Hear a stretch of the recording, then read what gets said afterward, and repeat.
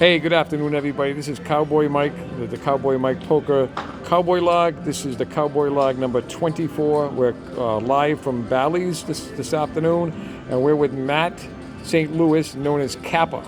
If you come in here and you see his name on the 2-5 list, it's Kappa, and he's a 2-5, experienced 2-5 player. He's been playing for a long time, and we're going to let him ask him some questions and get some answers on what makes him the poker pro he is.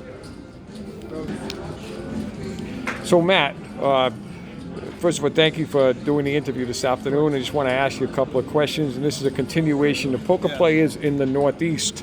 We've already interviewed Mike Nye, we've interviewed Calvin here, and now it's your turn today. So we're going to ask you some questions. How did you get your start in poker? How old were you? Where'd you start? And what got you into the position you are right now today? All right. Well, thanks for having me on here, Mike. As far as starting, I made a PokerStars account as soon as I turned 18 so I could play blackjack on the PokerStars site. That and Ignition Casino, back when it was still Modoc, were the first couple of places that I was playing poker. So I started online. And started playing, the 2-cent, 5-cent games there. Knew nothing about strategy or not much more than just hand strength, having the nuts or a weak hand, like pretty good at gauging that. But as far as what to do with certain hands in certain scenarios, it was a mess. Over the years, I've learned a lot. Used a bunch of study material from online courses to books. There's a lot of great material out there nowadays. You can catch up to speed in this game pretty quick. But yeah, so I've been playing. Who's your favorite teacher? Favorite teacher, I would say.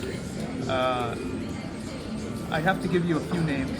Okay. I'm torn between Doug Polk and Phil Galfond. Okay. I think before then, Tom Dwan was ahead of his time as far as aggression in certain spots. So maybe like the pre-solver days or pre-GTO days, if that's what you want to call it. He was doing a lot of the right things at the right time.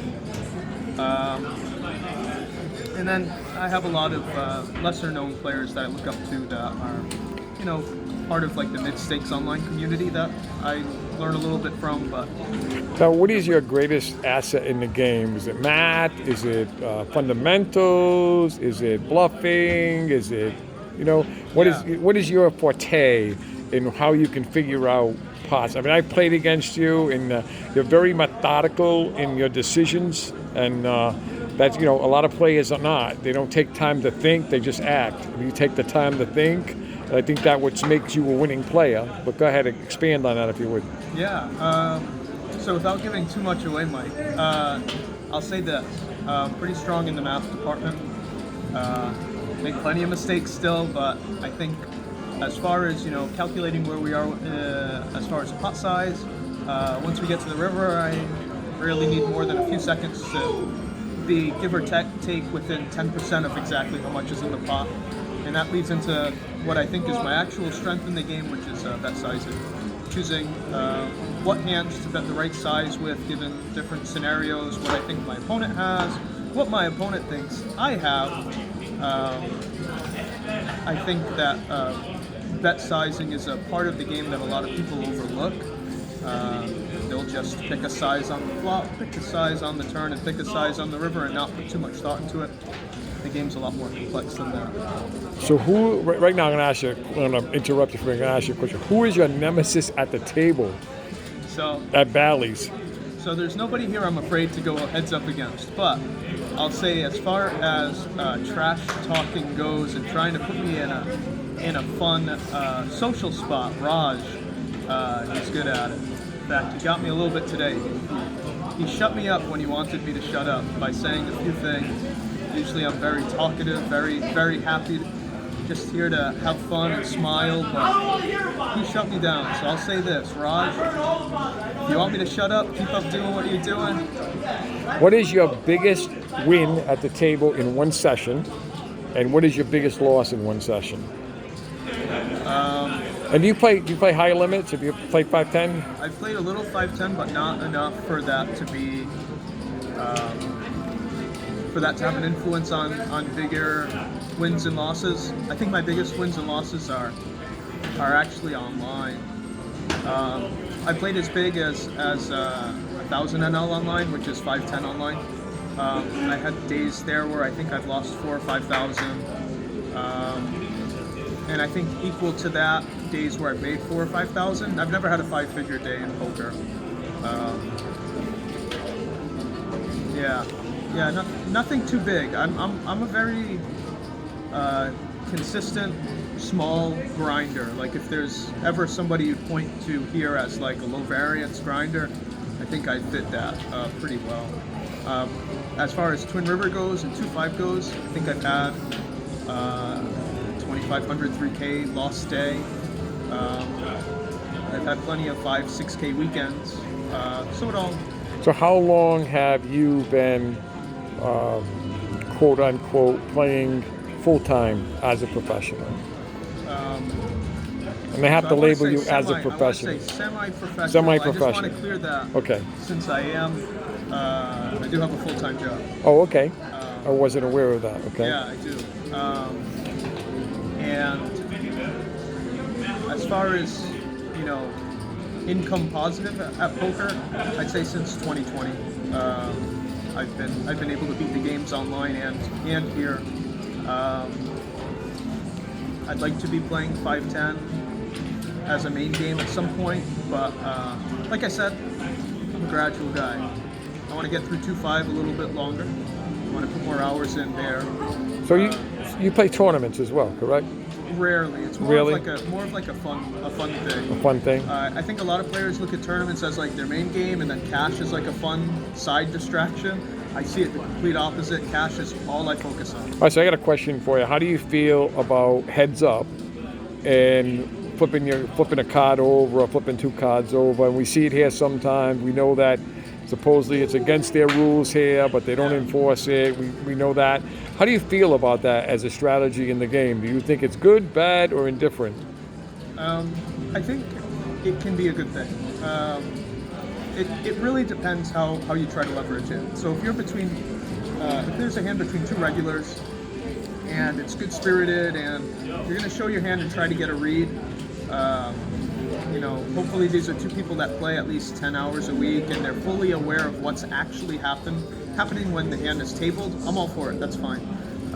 If you're playing against a recreational and you flip your hand over to try to angle in some sort of way to accidentally get them to flip their hand over, or to do something that would give you more information that you're not entitled to have, I think that's not so cool. Obviously, the main thing when it's reg versus reg, you show to try to get a little reaction, and that's fine. That's part of the game, heads up only. But when you're trying to get more than a reaction, when you're trying to get them to somehow muck the best hand or flip their hand over prematurely before you've actually made your decision, your action, that's the wrong approach to the game. If you're doing that sort of thing, if you're angling and any form of live poker, I think that time's probably better spent studying the game, learning how to be a better player yourself than trying to cheat other people. Okay, so last question, a bonus question. I just forgot about what I was going to say now. You're good, Mike. Take your time. But I had a bonus question for you, but I have to think about it now. Let me get some sips in. To get, it's gone. It's gone. Take a minute. So we're approaching almost 10 minutes here, so I want to. I think 10 minutes is what you need to be monetized on YouTube, right? So Oh, really? Is that what it is? Good, amount of time to be. Is it 10 minutes? It is, yeah. I didn't know that. Yeah, I think anything shorter you can't do. Oh, okay. So we can sell this. Yeah, exactly. Top secret information. Yeah. So how do you? How do you rate your reading ability from 1 to 10? Oh God, I will say this: despite putting a good amount of hours in live, the majority of my volume, I want to say 90% of the hands I play nowadays are still online. So I don't Live. I'm talking about live. So I'm gonna say my hand reading live is probably worse than online. So I wanted to draw that comparison, right? Not hand reading, reading the player. Yeah. So Okay, that's the okay, hand okay, reading, right? okay. It's like you want to read the person and you want to try to put them on a hand or a range or however you want to do that. As far as live tells, like I'm not the kind of guy who's gonna be like, all right, he bet and then he touched his ear. Like I don't have any of that skill set. Okay. I'm too bet size focused and math focused to put much thought into what could just be a random action that someone's doing. You know, these subconscious things, take them or leave them. How do you think my reading ability is at the table? Because I don't have much of that myself, I can't really gauge others that well on it either. I have a few things that are like no-brainers that I'll default to. Yeah. And it's more of a timing thing than a body mannerism thing. Like, but other than timing tells, I don't think, you know. I guess I've been stared down in some spots that influenced my decision based off of how they looked when staring at me. But that's never the sole decision maker. Usually I have my mind made up on what I want to do before I look at somebody to try do to it. see what they're about in the moment. All right, we're going to end the video right here, and I want to thank you for your time. Yeah. This is Cowboy Mike, Cowboy Log number 24 at Ballys with Matt St. Louis, known as Kappa. So if you're ever in Ballys and look up Kappa, you know what he looks like now, and you know type of player he is. So we just thank you. Have a great day.